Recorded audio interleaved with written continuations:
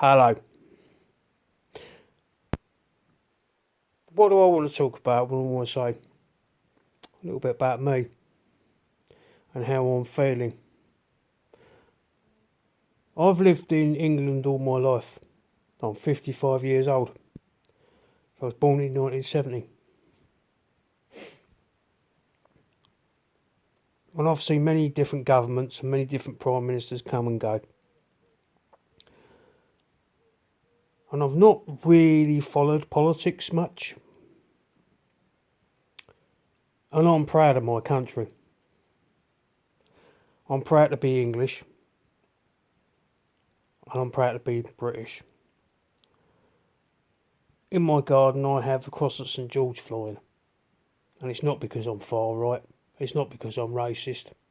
It's because I'm English and I'm proud to be English. And I know that the British Empire years and years ago did some many horrific things, but we're not disputing that. That happened in the past. I wasn't responsible for that. My generation wasn't responsible for that.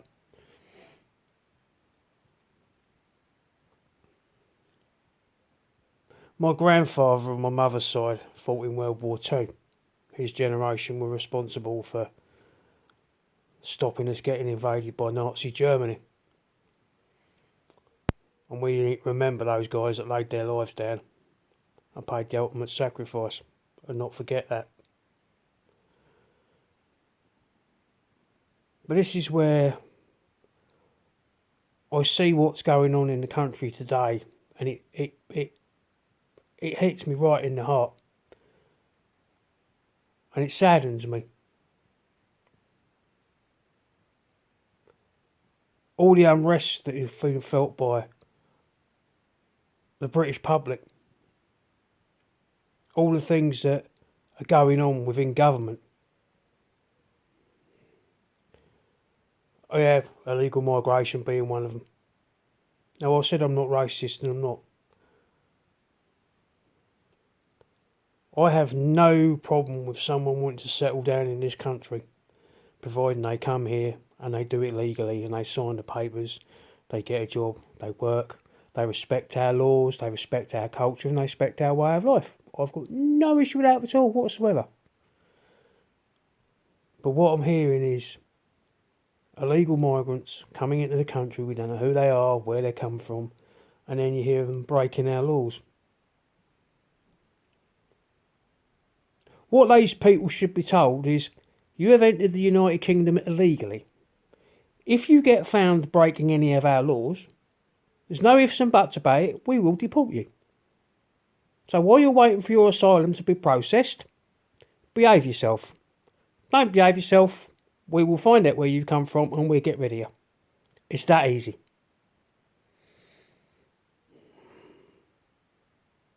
No, we shouldn't be handing them out mobile phones and all the rest of it. Whose idea that was absolutely stupid.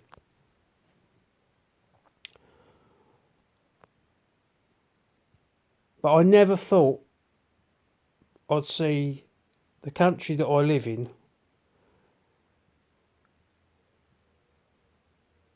I never thought I'd see this. And it's not just illegal migration. It's all this business about Islamophobia.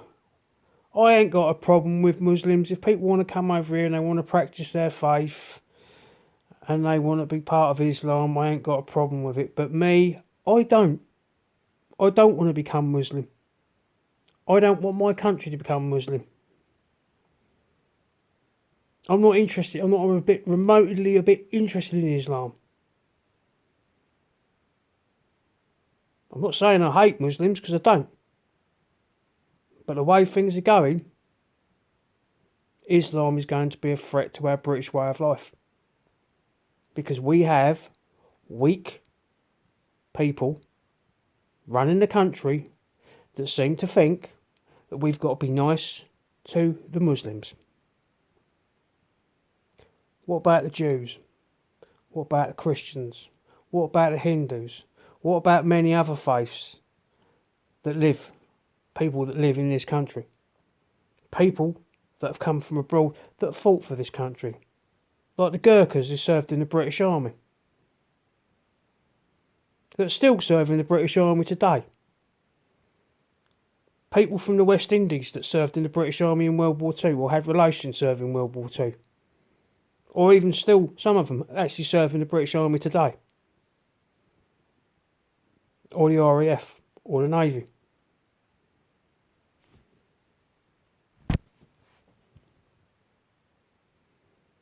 I don't understand why my government just seems to want to protect or side with one culture. And they're going to go, oh, we're not doing it. Well, you are. You're talking about bringing in a blasphemy law. You're talking about bringing in Islamophobia laws.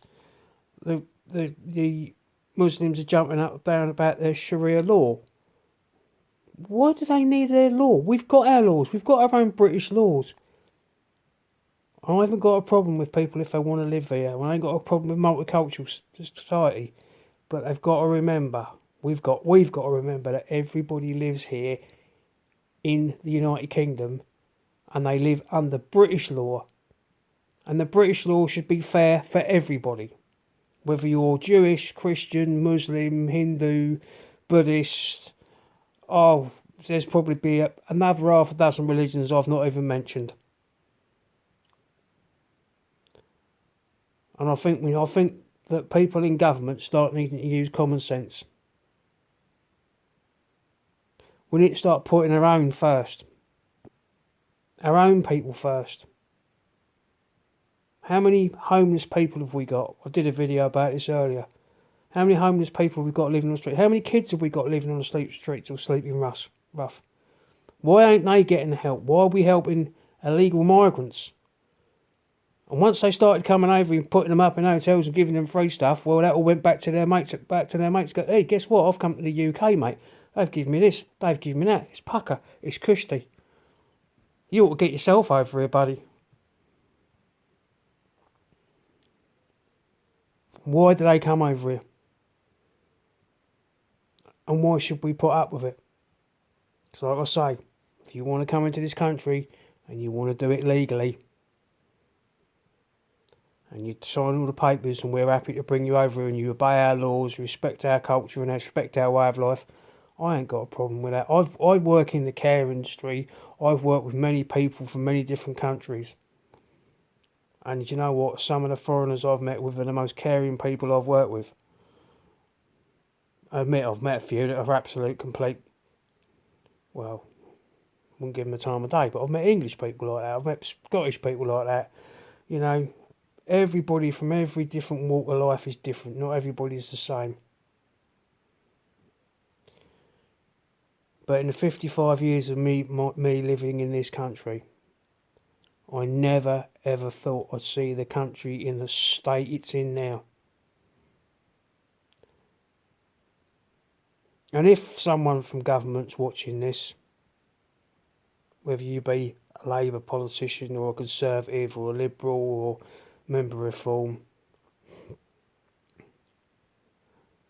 you people in Parliament some of you really need to get a grip, especially the leadership. The Labour leadership need to get a grip on what's going on. And think about things before they act. Think about things before they say stuff. Because the way this country's going, it don't look good.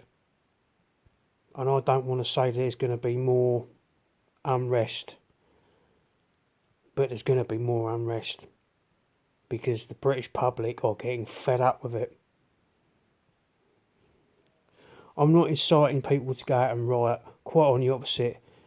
I'm saying no, people, don't. If you're going to go out and protest, do it peacefully.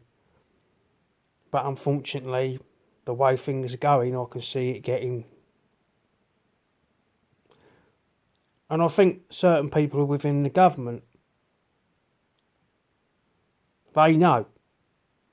They know how bad things are getting. Maybe some of them are too frightened to speak out in case they lose their seat or get condemned for being members of the far right.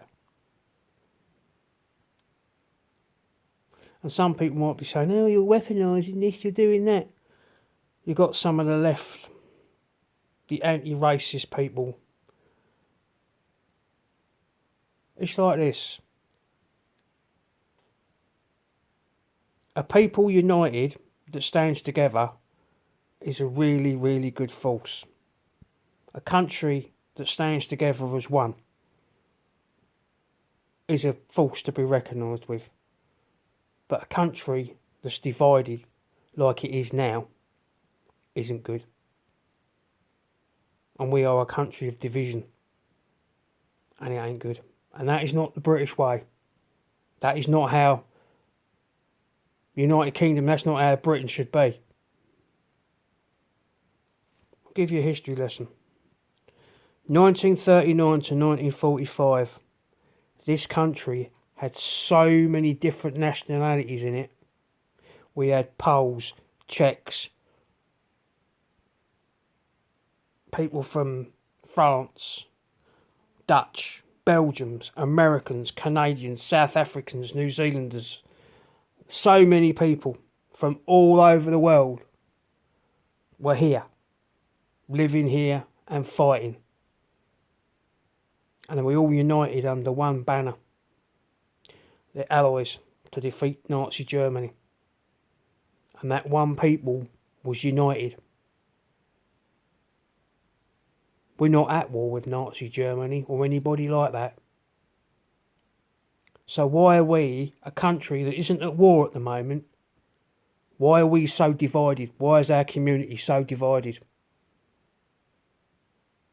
It's not right, people. It needs to stop. And there are certain people that can do something about it. You want to unite the country, start doing your job right. Be a leader. Unite the country, unite the people. Get rid of all these stupid divisions. But the more this carries on going, the worse it's going to get. I hope not. But when you look in your history books, that's what happens. I'm not having to dig at anybody. I'm trying to make people see sense. But yeah, 55 years. I've lived in England 55 years and I never ever thought I'd see my England, United Kingdom, be in the state it's in now. And it really, really, really makes me sad. Anyway, I just hope this all gets sorted out soon. Certain people start using their brains, their common sense, start putting their own people first, start working out what's more important. Their hidden agenda, their bullshit, or their nation. Because if your nation goes to pot, you've got nowhere to live. And those of you at the top, the nation goes to pot, those of you at the top will be the ones the people will be blaming. No one will be blaming me. But you guys at the top, when I say guys, I mean ladies as well, you'll be the one that people will be looking at. You'll be the ones that will be getting blamed for it. And you can try and hide that as much as you like. So I'm just asking everybody, let's stop this. Let's all unite as one people. And let's stop all these divisions within the community. But that's got to start at the top and work its way down to the bottom. And sticking stupid laws like Islamophobia and stuff like that in ain't going to work. All you're going to do is divide a country and divide its people. And that's what you're doing. You really need to think before you start pushing laws like that out. And on that note, that's all I've got to say. Anyway, if the Special Police Force have heard this, and you don't like what I'm saying, well, I thought we was a country that was free. We was allowed to air our opinions. Well, I've aired mine. And on that one, God bless all of you. Talking about Christians, Muslims and everybody else. I'll see you soon. Goodbye.